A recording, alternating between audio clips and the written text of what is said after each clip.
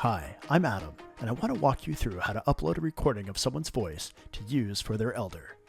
The easiest way is if you already have a digital recording.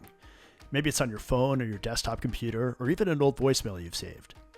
In that case, all you need to do is upload that file directly to your elder's page.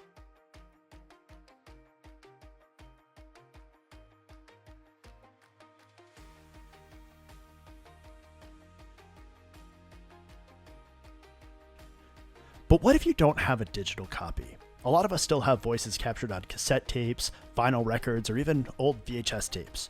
If that's you, no problem. All you need to do is play that recording on your device and then use your phone's built-in voice recorder to capture it. Once it's recorded, you can upload it the same way. When you're recording, I recommend making sure it's just the person speaking, with as little background noise as possible.